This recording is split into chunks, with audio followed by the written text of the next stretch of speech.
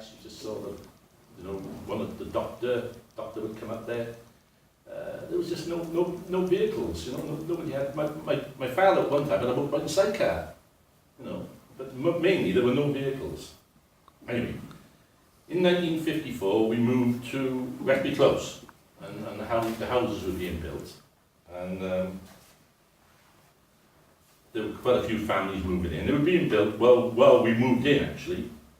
I'm trying to think of all the families, the Kirbys, the Nibs, the original ones, Nibs, Kirbys, Malvin Morgan, his father was a greenkeeper up at the Wenvoe Golf Club, wonderful singer he was.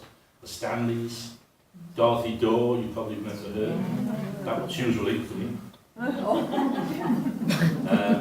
Eric Williams, Eric and Peggy, related to me. Because Eric's father was my grandfather's brother. Then there was us, there was the Cannons, Crockfords, Bernard Williams moved in there. Hedges, I don't know. Ivor Wagner, remember him? The Paulins, Wed Duncans, and then there was Harry's, Winnie Williams, the Freemans, Arthur Davis, Cynthia Reynolds, that's right, the Mills, Parkers. I remember virtually all of them. Because in the winter now you're in Wenvoe, and they used to, there's no central heating, and I always remember getting up in the morning, freezing cold, and you'd have frost on the inside of the window. Frost. All nice patterns and all that. So you'd get up in the morning, you'd run downstairs to the one bar electric fire before the coal fire was lit. Then the post, coming through Wenvoe a bit then, there's the post office related to us. Len Williams was my grandfather's nephew, and Gang used to call her. That was Dorothy Dorr's mother, and father. Then you go down here, this here was just a tin. This bit wasn't here. This became a classroom, an overflow classroom as there were more and more people in the village. And this classroom here, there was the school and there's this classroom. And I always remember, you look out here and you'd see one house, cherry trees, which is still there, bungalow. And the next thing you'd see is Terrace House and the Walston Castle that now is, which was Palmer's Nurseries. Now my Uncle Wyndham said, that's my mother's brother, that opposite the Walston Castle is a big field, yeah? And that field was once held the Wenvoe show. And they used to have one competition there called Chase the Pig. And they'd let this little pig out, and all the boys would have to run, and the one who caught the pig had the pig. And my uncle caught the pig one day.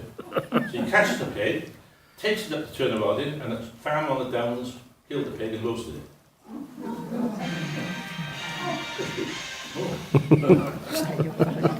In the pub then, we had the Wenvoe Arms. During my time there was Jim Bryant, his wife, and my brother used to drink alcohol the same as me, and he'd never take his empties back, and I used to take them back, and I got a fair bit of dosh on it. Then there were the doctors. Now when I was a boy, the doctors were in this house next to us here, the Nook. They were based in Dinnisbowes actually. It was Dr. Beveridge, Alexander Beveridge, who I was named after apparently, and it was strange, back about 20 years ago, I was in my house in Wenvoe, and all of a sudden this car pulled up, in where I live now, Wenvoe Close, it pulled up. This chap got out, he said, oh, come on, wife, use the toilet. She was desperate, she wanted well or whatever, and it was Dr. Beveridge. And out of the whole street, so it was Dr. Beveridge, Dr. Bater, and Dr. Watkins. Those were the doctors. Then after them, there was the Topeka House, Dr. Thomas, Dr. Lynn Thomas. He was there. There was the reading room, which the Jenners had donated. It was with all the newspapers in there. It was basically to help the people of the village to learn to read. It was basically that. There's the Wenvoe market. When I was a kid, there used to be all the pens in them. Where you know the market close is now? There used to be all the pens there for all the cattle, sheep and everything, but it had become disused in the time I used to see it sort of thing. In Wenvoe school then, our teachers were Miss Lloyd. I don't know if anyone remembers Miss Lloyd. And she lived in one of the old houses in Walston by, what can I say, where Glynis lives, where Glynis used to live, Glynis Reynolds and all that. She lived there with the district nurse. Then there was Mrs. Rees, Miss Edwards, who taught in here, and there was Miss Roach, and she wasn't there long. It was really bad. Something happened to her with a child, and there was an accident, and she actually died of a brain hemorrhage. And Mr. Evans was the headmaster. Pop Evans, do you remember him? He liked this pint, he did. He had Toddy the dog, a spaniel, and a coal fire in the classrooms. And when you're young, we didn't feel the cold. You know, it was really a coal fire. That's all we had there. Then we used to have our third of a pint of milk every day in school. And then you'd go on then, from Wenvoe, there'd be the forge with a pond outside, where there was still, when I was a kid, they were still doing it there. You used to have the hunts with the Trehernes, family Treherne, used to have the horses would be in the village for the use of the Boxing Day hunt. Most of them were sloshed by the time they took off, you know. And up to Walston then, if you go, you had the houses on the left, which Harry Henry built them in 1961, and he lived in the bottom one. And then on the right-hand side, there was the estate offices, which are still there as a private house. On the right-hand side next to it is Wenvoe Close, and they were built in '62. Because I remember, I shouldn't say this, I remember when I was the Echo boy, they used to make a couple of Echoes and sell them to the builders and stuff. I don't think I can get them for it. When you go just above there was Mrs. Taylor on the right. There's two old houses yet, just after Wenvoe. Mrs. Taylor on the right, with Martin and son. And next door to that was Mr. Sandifer, who owned the newspaper shop in. He was a bit of a dirty old devil because he had a few women work for him, and they didn't last long. Because he used to touch them up. No one believed it. Then you go on, you've got the road up there now, but the little road we probably walk up. Yeah. Well, officially, because the road to the quarry was a private road owned by Osmonds, the people who run the quarry, officially, that little road there was the only road up to Walston. You know, now the walls are there, you know. So beyond that then, of course, there was very little. There was the chapel, on page 16 now is the chapel, as it was in Walston before. There was the Walston stable, run by Mr. Lomas, and his sort of, I wouldn't say sir, a chap called Mr. Porter, whose daughter is Chrissa. Whenever I did the Echoes, if everything was wrong with my bike, I'd call in on Mr. Porter and he'd fix it. Lovely fellow, he was from Lancashire, a really nice fellow. So the chapel is now a house, as you all know, yeah? And in the chapel, when I was a youngster, lived Uncle Deg, my grandfather's brother. Never, always smiling, no teeth in his head. Always smiling, mad as a hatter. Well, they all were, all of them, all were a bit mad. No money, nothing. He was always smiling, and he was known as the Mayor of Walston. And he was married to Gwen, and they had three children. No, sorry, yeah, Gwen, and then the daughter was Paul Williams. I'm trying to remember. Anyway, they had Mavis, Victor, Mavis, and Jean Pauling, and then Jean had Ian. I'm still in touch with Mavis Pauling actually on Facebook. I don't know whether Ian's still alive. I'm not sure. He went to marry. He went to marry,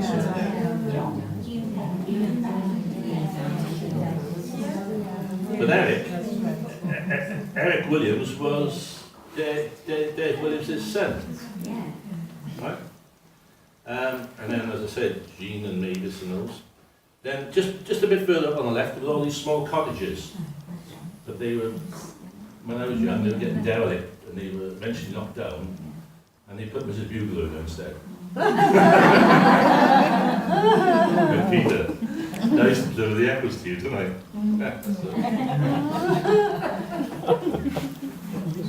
So then, Miss Lloyd lived, the teacher lived in a house, that, you know Roger Duke? Yeah. That house, with a nurse. And then behind there was a house, he was related to us as well, Elwyn Cannon. Oh, yes. Or Elwyn Cannon used to work in the quarry, and his one hand had no fingers on it. Where he got in the crusher and all that type of thing. Right? And opposite then there was the Ely Cadet Hut. Yeah. There was nothing in that field then, coming down, where Grange Close and all that, nothing there, except down the bottom there was a huge oak tree. And it was the most perfect tree. Yeah. And it even had its own water table, where the water, you know, it was so huge, it had its own water pond around it. But it just came there. Then there was the, we used to play conkers. We were quite happy with our lot, you know, we had dinky toes. We'd take them outside and we'd push them in the mud outside the house and make them close. But all the other boys and all that. There's no computers, was there? No phones, no, you know what I mean? We all had bikes eventually. Begged, steal or borrowed, I don't know. I had 3 at one time, I made a few of them up. And then there was, a little bit further on, no houses on the left, and then there was the quarry, Osmond's Quarry. And for years, a lot of petrol used to go missing. And they got Roy Bennett, the then policeman, to stake out this quarry. And they found the guy doing it. And his name was Jerry Stanley. But he was such a good worker, such a wonderful man, that they kept him on. But don't ever steal any more petrol. Jerry Stanley, what a wonderful guy. Back to Wenvoe then, it's lunchtime. And your mother used to run the kitchen here. The food was delivered from Gladstone Road in Barry, and that's where they made all the meals. Yeah. The van that used to pick them up was owned by T.J. Bird, the fruiterers, and the driver of the van was Mr. Cross. I always remember him. And when I used to take their exams, I used to go and help Mr. Cross deliver all the food to all the schools from Gladstone, round Barry, and into Wenvoe. Mr. Cross. Mr. Cross, was it? They used to cook here in the war. There was, and then they moved it to Gladstone Road in Barry, didn't they? Yeah. And there were times when it snowed and they starved. So back to the lunchtime. Now there were some famous people in Wenvoe who used to get drunk every lunchtime. It wasn't me.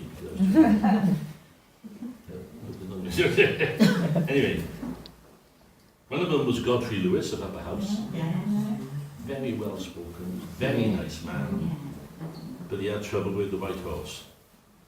Whiskey. Mr. Evans used to go there from the school, nearly got into trouble, the headmaster, he had a bit of a problem. And he nearly had a sack actually, it was a bit, you know, because all of a sudden we'd be sitting in the classroom, no teacher. Because we were too young to think what was going on, and Miss Lloyd would come in and start a teacher sort of thing. And I found out years later he was in the pub. Another one who used to go in there was Gil Morgan from Morpher Lane. He was the captain of the Wenvoe Golf Club. And his daughter was one of the first air hostesses from Cardiff Airport. Frank Williams, the gamekeeper. Cyril Oliver. And there was the same gang, of course the pub would shut at 3, but there was the same gang. And Pop Evans, Mr. Evans, he was a lovely teacher, headmaster, and you wouldn't think he was drunk. And he used to, on a Saturday night, he'd go to the Wenvoe Arms, the pubs were shut on Sunday, and he'd get about 10 flagons of SA to get him through the Sunday day. Yeah.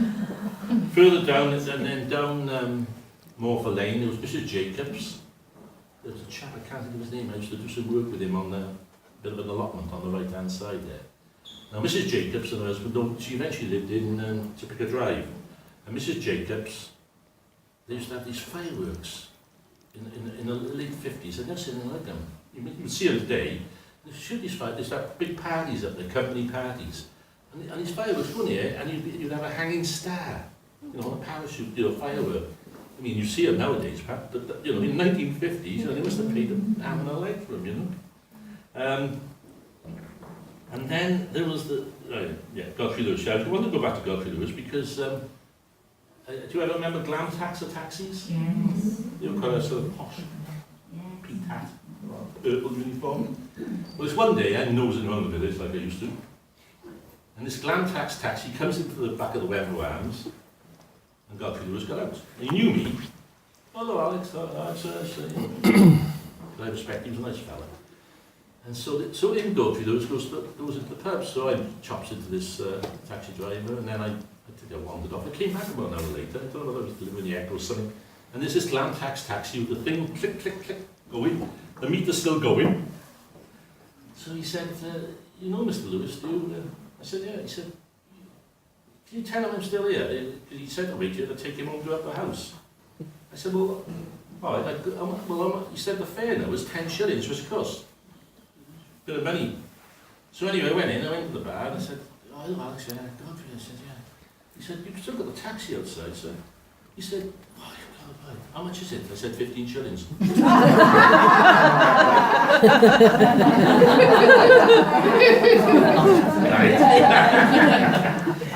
Ready for him, mate. Ready for it.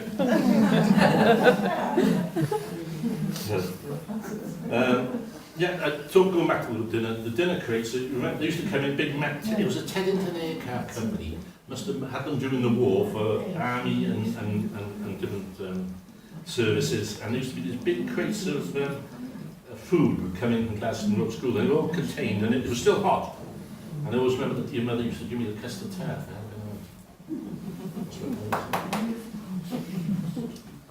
So I used to, as I say, I used to go on the van around Barry. As a kid, you'd go to football, wouldn't you? You'd have a football, leather football. It used to cost a bit of money those days. You see kids nowadays, you see the footballs just rolling around the road and all that. Oh, you used to keep your football close to your hand. Tell you what, it cost too much to sort of. Then we had bogies, wooden bogies. My father made a bogie. Dad made a bogie, and it was a big plank, and he was an engineer, so he did a good one. And there was a big plank and two little plank and 4 wheels, and it used to, used to take it down, back it close and down the hill towards the garage and spin it round and all that, Brilliant. No motor on it, Then down here, we're trying to go around the village a bit. Down here in the field, playing fields down here, it was owned by Monkton House, the playing fields, and Mr. Monkton used to allow the Whitsun treat down there every year. He used to have the Whitsun treat.